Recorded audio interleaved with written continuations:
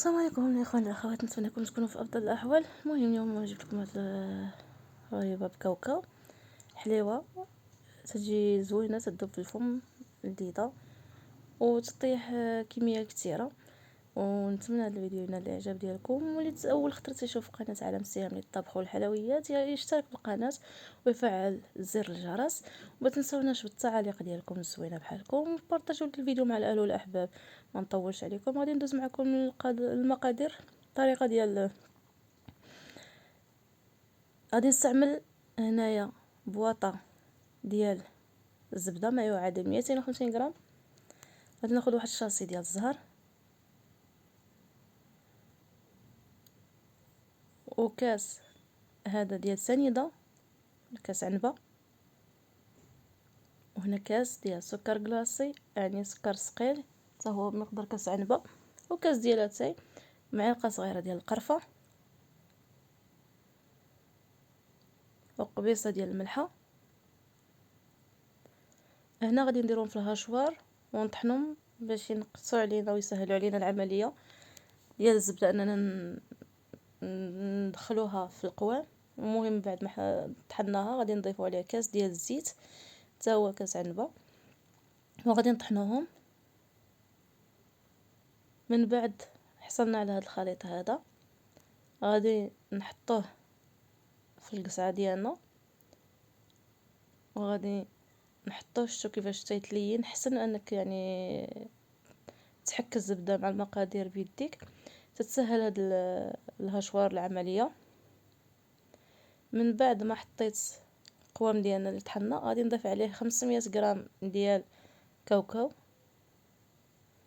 اللي حمرته في الفران وزولت له القشور وطحنته.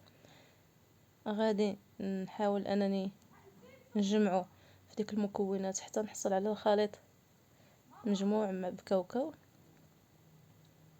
كما تلاحظوا معايا. من بعد ما غادي نجمع كاوكاو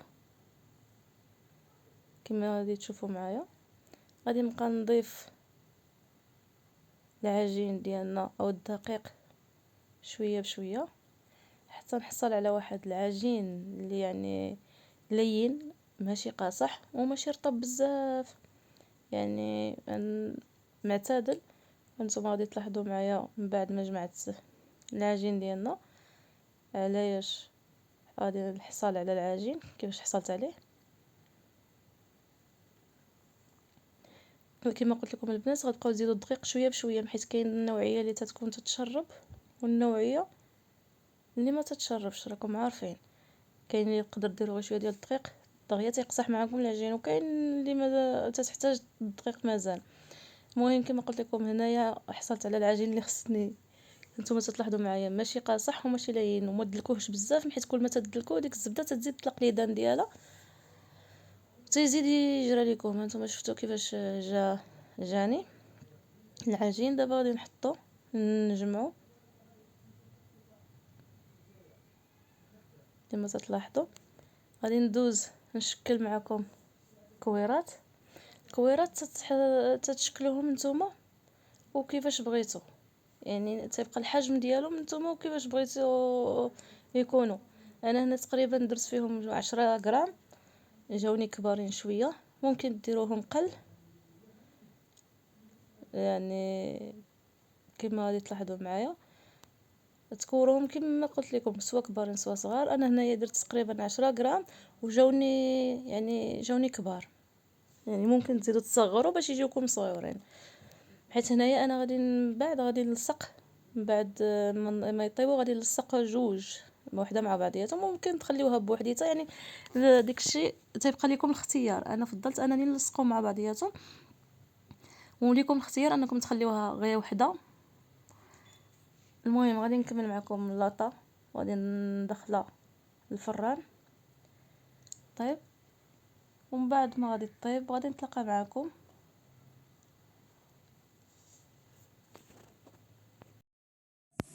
البنات الحلوه ديالنا هي واجده كما تشوفوا، جات على هذا الشكل هذا. هانتوما هكا غادي نلاقيهم مع بعضياتهم يعني شفتي كي تجي محمره من هنا. هانتوما البنات انا حطيتو هنا في الغربال، نتوما ديروا فين بغيتو. انا بغيت نلصقهم بالعسل، نتوما ممكن تلصقهم بالكونفيتير الشكلاط اللي عجبكم، حيت هنايا غادي ندير لهم حمام مريم من بعد، وغادي نغطسهم في الشكلاط. مي ما بغيتش نلصقهم بالشكلاط، قلت نلصقهم بالعسل دابا ونحيدو من حدايا بما نساليش غالي، وعاد ندير لهم الشكلاط. نتوما يمكن لكم ديروا كيف بغيتو. المهم ها نتوما تجي على هذا الشكل هكا. انا غادي نوريكم اللي لصقت. هانتوما البنات غادي نكمل على الكميه اللي عندي، وغادي نتلاقى معكم فين نكون تلصقوها ان شاء الله. هانتوما كي تجي شتي، هانتوما. المهم هنا البنات غادي نحتاج انا الشوكولات والكوك. الشوكولات درت له حمام مريم كما تلاحظوا معايا، وهنا الكوك. هنا انا ما غاديش نغطسها كلها، غطست غير النص وغادي ندهنو في الكوك. ممكن تحطوا يعني الحلوه ديالكم كلها في الشوكولات ودردروا عليها الكوك، يعني كما قلت لكم تبقى لكم لو شوا واش يعني ديروا غير حبه ولا تلاصقوهم، ولا يعني ديروها في الشوكولات كلها، يعني ما تبقى بايناش فيها البيوضه كاع، ولا ديروا كما درت لهم انا الطريقه هذه هي الطريقه اللي درت. وتجي تبارك الله تتحط يعني نص كيلو ديال الكاوكاو راه تيطيح الكميه تبارك الله.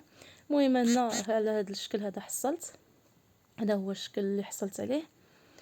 من بعد غادي نعطيكم شكل نهائي. هذا هو شكل نهائي البنات. الحلوه ديالنا تجي زوينه، تعطي واحد الكميه اللي كبيره وتجي هشيشه وتذوب في الفم صراحه. راكم عارفين كاوكاو خلاص، كاوكاو تيكون هو حتى اللذه تكون زوينه مع الكوك الشكلاط، وهذا تعطي واحد المذاق اللي زوين. نتمنى هذا الفيديو ينال الاعجاب ديالكم، وعيدكم مبارك سعيد، يدخل عليكم بالصحه والسلامه وبكل المتمنيات ان شاء الله. ما تنسوناش بلي لايك ديالكم والتعاليق الزوينه ديالكم، وكذلك بالاشتراك والبارطاج الفيديو للاهل والاحباب والاصدقاء ديالكم. وشكرا لكم على المتابعه.